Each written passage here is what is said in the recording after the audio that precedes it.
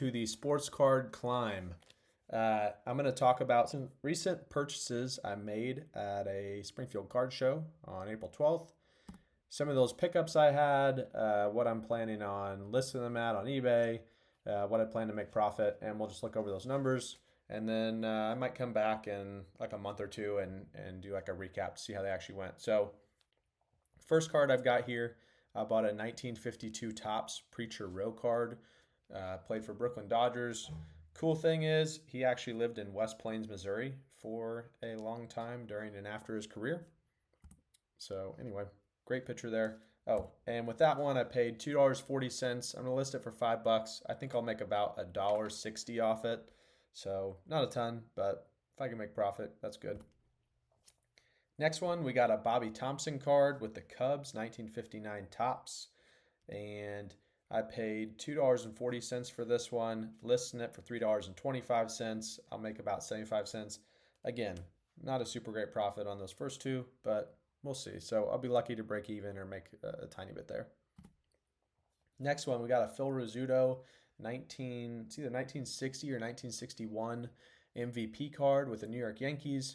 Paid $4.80. Some of these, the numbers are kind of weird. I didn't actually pay in change, but it was listed at like $5, and I paid a dealer and got about, I think it was 25% off. So that's why you'll see that. But paid $4.80, and I'm listing it for $9.50 on eBay. I expect to make around $3 or so, $3.50. Next one we've got, this one is really cool. This may have been my favorite one I bought. So Lefty Grove, he was a pitcher. Played a lot with the Athletics from 1925 to 1941, Hall of Fame pitcher.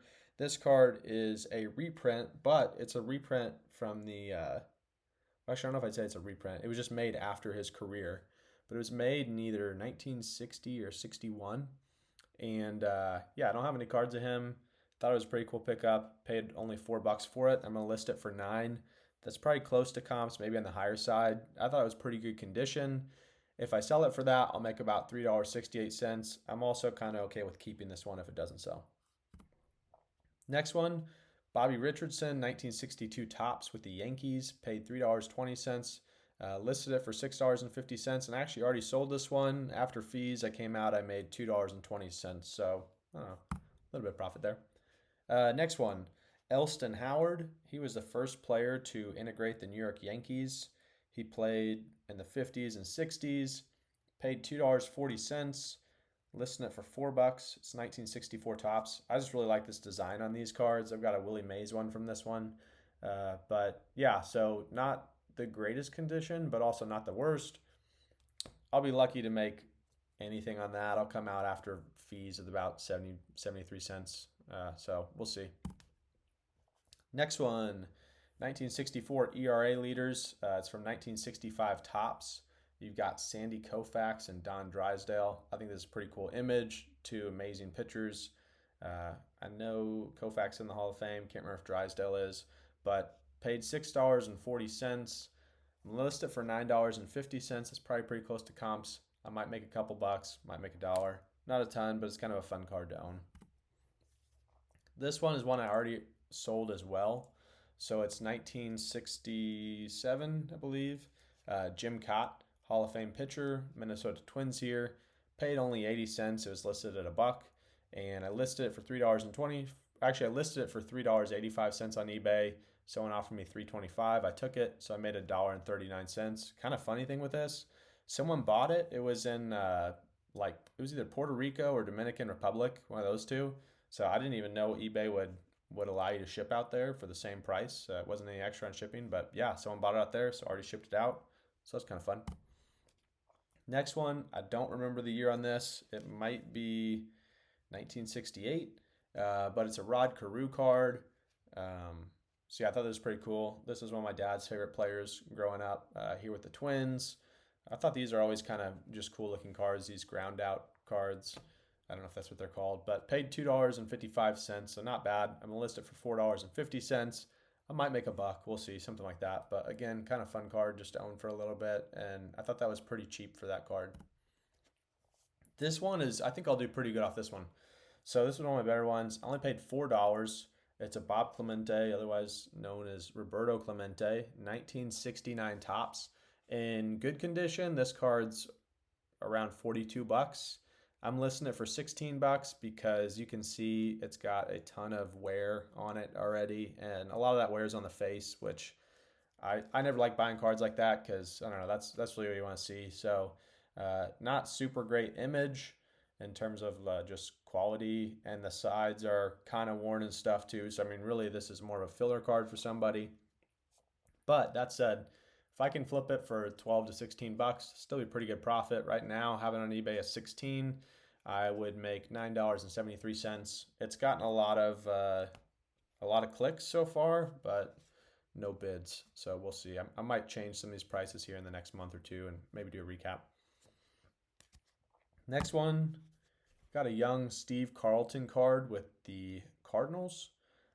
This is from 1969 tops. I got 3 from that time. It's not a rookie, but it's pretty early in his career. I believe it was like his 4th year. This one, I only paid 4 bucks. I'm listing it for $14.50. That's pretty close to comps. It has a little bit of snow you can see too, kind of on the arm. Fortunately though, like where the face is at, it's pretty good. Sides are a little bit beat up. I'm hoping to make somewhere around 8 bucks or so in profit off this one. Next one, again, 1969 tops. You got a Hall of Famer, one of, if not the greatest hitters of all time, Ted Williams, here with the Senators as a manager. So that's a little bit different. Only paid $2.40 for this. And again, not the greatest condition. But I mean, if you're just looking at image, you look at it, it's pretty crisp, pretty clear. So someone will want it. Paid, like I said, $2.40. I have it listed at 10 bucks. If I sell it around there, I'll make close to 5 or 6 bucks in profit. I'm happy with that. Next one I got is a 1971 Bob Gibson card. I really like this year's cards. This one, again, so some of these vintage here, I got good deals, but they're kind of beat up. This one's super off center. You can see it doesn't even have the black on the right side. But, I mean, the photo of Bob Gibson's pretty good. And yeah, like I said, I just really like the design from this year here. So I only paid $3.20. I have it listed as $9.50. I believe that was kind of on the lower end of comps. I might have to come down a little bit. If I sell it for that, I'll probably make 4 to 5 bucks. So we'll see. Should make a profit for sure. Just don't know how much on that one. Next one, I have a Don Mattingly card. This is, I believe, a rookie card, 1984 Fleer. Paid $8.50 here. Not a super bargain necessarily. I'm going to list it for $14.95. Should make hopefully close to 5 bucks, maybe 4 bucks. So we'll see. I may have to come down that one a little bit too. It's already got someone watching on eBay, so we'll see if they pull the trigger. But yeah. Next one, the infamous F-Face card with Billy Ripken. This is Cal Ripken Jr.'s brother.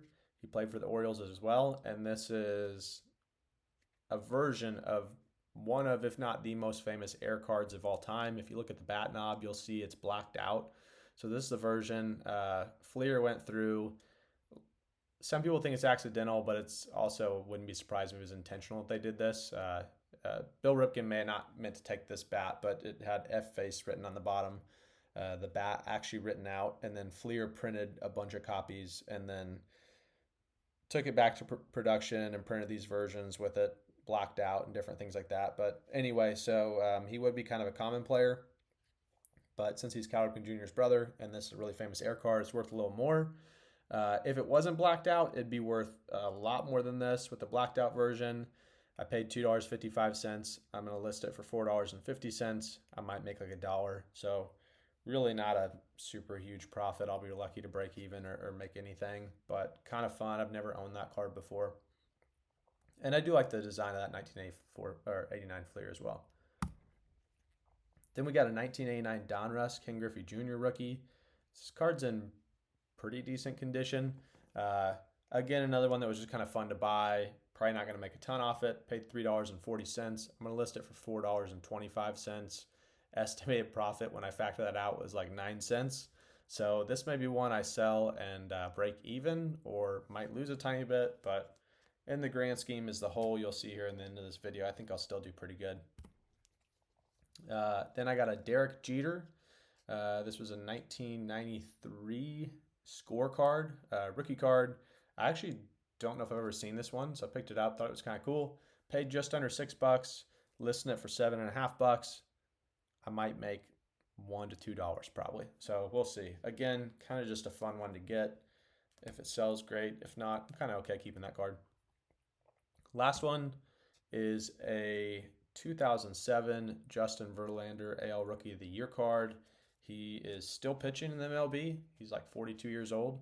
One of the game's greatest pitchers. Paid 85 cents. I'm going to list it for $1.90. I might make a quarter. We'll see. I don't know. This is probably going to be kind of a hard one to sell too. I don't know that it'll get a whole lot of interest since it's common. There's probably tons of them out there. But that seemed close with the comps, so we'll see. So here we go. Last slide. Overall, these are all the cards I bought. I bought 19. I actually bought a few more too for my PC. I spent like an extra maybe $15 or so on fun stuff there. Actually, I think it was closer to 10. But anyway, in total, my numbers are I spent $61 on these cards. I'm listing them on eBay for $140. My fees I'm expecting to be about $11.44, not including the shipping, which the buyer will pay.